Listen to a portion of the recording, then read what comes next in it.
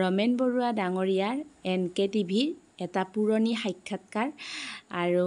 আপোনালোকে চাই ভাল পাব লগতে ৰমেন বৰুৱাৰ পৰিয়াল আৰু ৰমেন বৰুৱাৰ বিষয়ে বহুতো নজনা কথা জানিব পাৰিব আৰু আশা কৰোঁ আপোনালোকে ভিডিঅ'টো প্ৰথমৰ পৰা শেষলৈকে চাব তেতিয়াহ'লে বলক পলম নকৰি সেই সাক্ষাৎকাৰটোৰ মাজলৈকে যাওঁ স্যাৰ কথাটো হ'ল মই আকৌ আহিছোঁ আপোনাৰ ওচৰলৈ যিহেতু আমি স্মৃতি পৰশৰ কথাটো কৈছিলোঁ গতিকে স্মৃতি পৰশ ছবিখনত সেই ছবিখনত কিন্তু আপোনালোকৰ বৰুৱা পৰিয়ালৰ পাঁচজন বিশেষভাৱে জড়িত আছিলে কাহিনী চিত্ৰনাট্য সংলাপ আছিলে নিপ বৰুৱাৰ তাৰপিছত সংগীত আছিলে বজেন বৰুৱাৰ আৰু প্ৰথমবাৰৰ কাৰণে আপুনি ছবিত কণ্ঠদান কৰিছিলে তাৰ জৰিয়তে আৰু গ্ৰীণ বৰুৱা আছিলে তেখেতে অকণমান আপোনালোকৰ লগতে গুণগুণাইছিলে যিহেতু তেখেতে ক্ৰীড়াক্ষেত্ৰ মানুহ তাৰ উপৰি আৰু অভিনয় কৰিছিলে আৰু দিবন বৰুৱাই কোনোবা এটা গীত লিখিছিল গতিকে 5জন সদস্য তাত কিন্তু জড়িত হৈছিল গতিকে স্মৃতি পৰশ ছবিখন আপোনালোকৰ পৰিয়ালৰ কাৰণে ছবি জগতত চলচ্চিত্ৰ জগতত আপোনালোকৰ প্ৰৱেশ গতিকে সেইখন যথেষ্ট গুৰুত্বপূৰ্ণ ছবি তাৰপাছত এতিয়া মই জানিব খুজিছোঁ বা এই দৰ্শকসকলক আমি জনাব খুজিছোঁ আপোনালোকৰ যিহেতু মই প্ৰথমে উল্লেখ কৰিছিলোঁ 9জন বিশেষকৈ ল'ৰা আৰু 4গৰাকী ছোৱালী আছিল গতিকে সেই 9জন ল'ৰাৰ বিষয়ে আপুনি অকণমান যদি চমুকৈ প্ৰথম কোন আছিল তাৰপিছত কোন আৰু ছোৱালী কোন কেনেকৈ কিহৰ লগত জড়িত আছিল অকণমান যদি কৈ দিয়ে যিহেতু 5জন আমি দেখকৈ পালোৱেই বাকীসকলৰ কথাটো যদি অকণমান কৈ দিয়ে আৰম্ভণিৰ পৰা বাকীসকল মানে আমাৰ আটাইতকৈ ডাঙৰ আছিল বাইদেউ হয় তেখেত ভৰলুমুখত তেখেত নাই এতিয়া বৰ্তমান তেখেতৰ আমাৰ ভিনদেউ আছিলে কটন কলেজৰ ফিজিক্সৰ হেড অফ দি ডিপাৰ্টমেণ্ট তাৰ পিছতে আছিল দৈত্যেন বৰুৱা বুলি তেখেতে খাদী এণ্ড ভিলেজ ইণ্ডাষ্ট্ৰীৰ হেৰিত কাম কৰিছিল কিন্তু আচৰিত কথা লক্ষ্যধৰ চৌধুৰীৰ এখন একলব্য বুলি সৰু নাটক আছিল মই ক'ৰবাত পালোঁ লুটিয়াই চাওঁতে পিছফালে কোনে কোনে অভিনয় কৰিছিল দিছে তাত বাজনাদাৰসকল বুলি নাম আছে দেই বাজনাদাৰসকল দৈত্যেন বৰুৱাৰ নাম আছে তেওঁ বোলে অৰ্গেন বজাইছিল মই দেখা নাই কিন্তু তাৰপিছত জন হ'ল ডিজেন বৰুৱা তেখেত মহাৰণা ক্লাব খেলিবলৈ যাওঁতে ইয়াৰ পৰা গ'লগৈ প্ৰথমতে ইউনিভাৰ্চিটিত কাম কৰিছিল বিশ্ববিদ্যালয়ত গুৱাহাটী বিশ্ববিদ্যালয়ত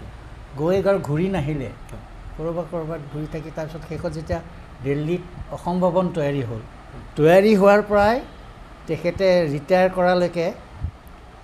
এই অসম ভৱনতে লিয়াইছন অফিচাৰ হিচাপে থাকি গ'ল তেখেত তাৰপিছত এগৰাকী মোৰ বাইদেউ আছে ৰম্ভা বৰুৱা তেখেতেও অভিনয় কৰিছিল সেইখন ছবিত তেখেতে খুব ধুনীয়া তেখেতে ওখ পাখ আছিল আমাৰ স্মৃতিৰ পৰশত অভিনয় কৰিছিল তাৰপিছত বজেনদাইটো কেৱল অভিনয় নহয় তাৰ উপৰি চাগে 5খন ছবি আৰু সংগীতো কৰিছিল গতিকে তাৰপিছত বজেনদাৰ পিছত নিপদা হয় নিপদাই 15খন ছবি কৰিছে নিপদাই অসমীয়া পৰিচালক হিচাপে নিপদাই আটাইতকৈ বেছি ছবি কৰিছে 15খন ছবি কোনেও কৰা নাই হয় আৰু নিজৰ বাহিৰতে তেখেতে বাহিৰৰো কৰিছে যোৰহাটৰ প্ৰডাকশ্যনো কৰিছে ৰঙা পুলিচ ৰাষ্ট্ৰপতি ৰূপপদক পোৱা প্ৰথমখন ছবি আছিল হয় গতিকে নিপদাৰ পিছত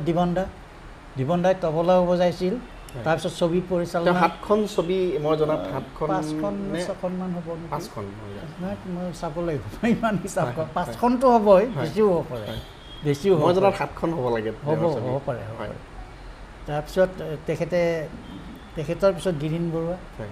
তেখেতে এগৰাকী দক্ষ ক্ৰিকেট আছিলে দীপেনো ক্ৰিকেটাৰ আছিলে আৰু তেখেতে পিছত সেই অসম আন্দোলনৰ সেইবোৰতো জড়িত হ'ল কিবা এটা তেতিয়া কি জাতীয় কিবা এটা আছিলে পৰিষদ কিবা এটা জাতীয় সংগ্ৰাম পৰিষদ তেনেকুৱা আছিল নেকি সেইবোৰত লাগিছিলে মিটিঙত লেকচাৰ দিয়া আছেই তাত ছবি সেইবোৰো কৰিলে শেষত ডেপুটি মেয়ৰো হ'ল ইয়াৰ মিউনিচিপাল পৌৰ নিগমৰ গতিকে গিৰীন্দাৰ পিছত এগৰাকী বাইদেউ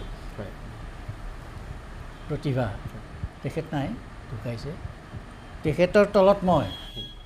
মোৰ তলত আৰু এজনী ভনী তেওঁ এতিয়া আছে বৰ্তমান এই গান্ধী বস্তিত থাকে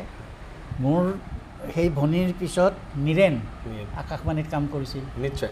আকাশবাণী গুৱাহাটীত বিশেষকৈ আঞ্চলিক বাতৰি পঢ়াৰ ক্ষেত্ৰত বিশেষকৈ অসমবাসীয়ে নিশ্চয় সেইটো কণ্ঠ সদায় পৰিচিত বিশেষকৈ নীৰেণ বৰুৱাৰ পিছতে আটাইতকৈ সৰু হ'ল দীপেন ৰঞ্জী প্লেয়াৰ আছিলে শেষত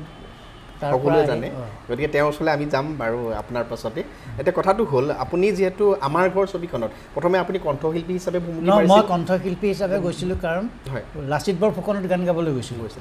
আৰু তেতিয়া হয় কি কলিকতাত গৈ এটা ঘৰ ভাড়া লয় এই নটসূৰ্য ফণী শৰ্মাহঁতে গ'লেও তেনেকৈ কৰে এটা ঘৰ ভাড়া লয় ইয়াততো একো সুবিধা নাই এই যিমান দিন লাগে ছবিখন শেষ হওঁতে কেম্প আৰু সেইটো তাত ৰান্ধনি পোৱা যায় বা তাতে থাকে যেতিয়া লাচিত বৰফুকনৰ যেতিয়া গীত বাণীবদ্ধ হ'ল দীপালী বৰঠাকুৰ আৰু লক্ষ্যহীৰা বাইদেউ গুচি আহিল তেখেতসকলে গীত গাবলৈ গৈছিল সেইখিনি সময়তে নিপদাই এখন মানে এখন চিত্ৰনাট্য হৈয়ে আছিলে সকলো যা যোগাৰ হৈ আছিল তাতো প্ৰযোজকো পাই গ'ল কৈছে যে সেইখন আমাৰ ঘৰ বুলি ক'ব তই যাব নালাগে তই থাকি যা মই থাকি গ'লোঁ আচলতে লাচিত বৰফুকন গীত গাবলৈ গৈছিলোঁ মই থাকি গ'লোঁ তো ভজেন দাওতো ব্যস্ত কৈছে তই অলপ কৰচোন কিবা কিবি মোকো দিলে ভাৰ মই 2টা গান কৰিলোঁ এটা তপজিলালীৰ গীত আৰু এটা গীত যিটো মানে টাইটেল ছঙৰ নিচিনাই আৰু সেইটো কোনে লিখিব তাত তেতিয়া কেশৱ মহন্তও নাই পদ্ম বৰকটকীও নাই তেওঁলোক অসমলৈ আহিছে ভজেন দাইতো ঘূৰি ফুৰিছে এইবোৰ কামত কোনে লিখিব গান এতিয়া লক্ষ্যধৰ চৌধুৰী তেখেত লাচিত বৰফুকনৰ পৰিচালক আছিল তেখেতে সেই কেম্পত যে আছোঁ কৈছে তই দেচোন কি সুৰ কৰিছ দেচোন দে মই দিলোঁ তেখেতে এটা গান লিখি দিলে আমাৰ ঘৰলৈ যায়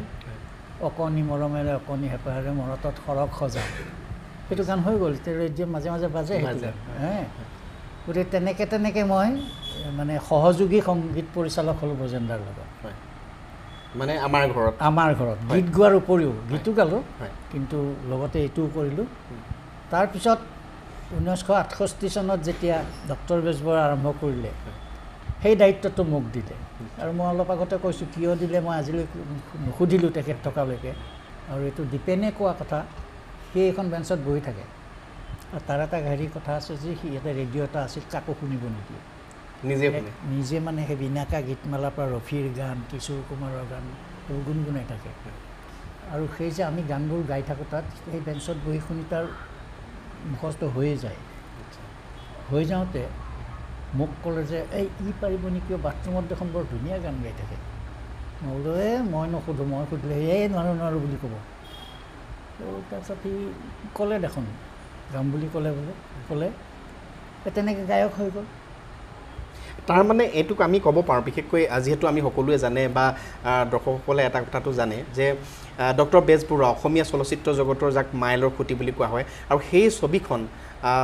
আচলতে সেই ছবিখনে বহুতক আচলতে নতুন ৰূপত প্ৰতিষ্ঠা কৰিলে নতুন ৰূপ বুলি নহয় আচলতে সমাজৰ মানুহৰ ওচৰত পৰিচয় কৰাই দিলে বিশেষকৈ আমি যদি সেইটো ফালৰ পৰা ক'ব পাৰোঁ সংগীত এগৰাকী সফল সংগীত পৰিচালক হিচাপে ৰমেন বৰুৱাক প্ৰতিষ্ঠা কৰিছে আৰু সমান্তৰালভাৱে যিজন ক্ৰিকেটাৰ ৰূপত আছিলে দীপেন বৰুৱাক এগৰাকী খুব ভাল গায়ক হিচাপে সকলোৱে আচলতে তেওঁক পৰিচয় কৰালে আৰু এটা যদি কথা কওঁ তাৰ আগতে যদিও বা সংগ্ৰাম ছবিখনত নিপন গোস্বামীয়ে অভিনয় কৰিছিল কিন্তু নায়ক হিচাপে প্ৰতিষ্ঠা কৰাইছিল ডক্টৰ বেজবৰুৱাই কিন্তু ডক্টৰ বেজবৰুৱাৰ পিছত মন কৰিবা একেলেঠাৰিয়ে কিন্তু বছৰত 3খনমান ছবি বৰুৱা পৰিয়াল বুলি নহয় অসমীয়া ছবি কৰিবলৈ মানুহে সাহস পালে পইচাখিনি ঘূৰি আহে দেখো আৰু এটা কথা যেহেতু মই আৰু এটা কথা আমি জানিব পাৰিছিলোঁ বিশেষকৈ এই ঘৰখন যিখন আপোনালোকৰ এই ঘৰখনত বিশেষকৈ হেমাংগ বিশ্বাস বলৰাজ চাহানীৰ দৰে মানুহৰ এটা সময়ত বলৰাজ চাহানী ইয়ালৈ অহা নাছিল এনেই আমি লগ পাইছোঁ কৰ্ণাট্য সংঘত যাওঁতে বম্বেলৈ গৈছিলোঁ তেতিয়াও লগ পাইছোঁ আৰু হেমাংগ বিশ্বাসৰ লগত এটা ঘৰুৱা হৈ গ'ল এনেকুৱা যে মই পৰীক্ষা দি আছোঁ সুকুমাৰচৰণ হলত 2 বেলা পৰীক্ষা আছে হঠাৎ আগবেলা শেষত ওলাই আহিলোঁ হেমাংগদা ৰৈ আছে মূৰৰ ওপৰত ছাতিটো ধৰে বুজিছে নাই গুৱাহাটী ডায়েৰীলৈ লৈ যায়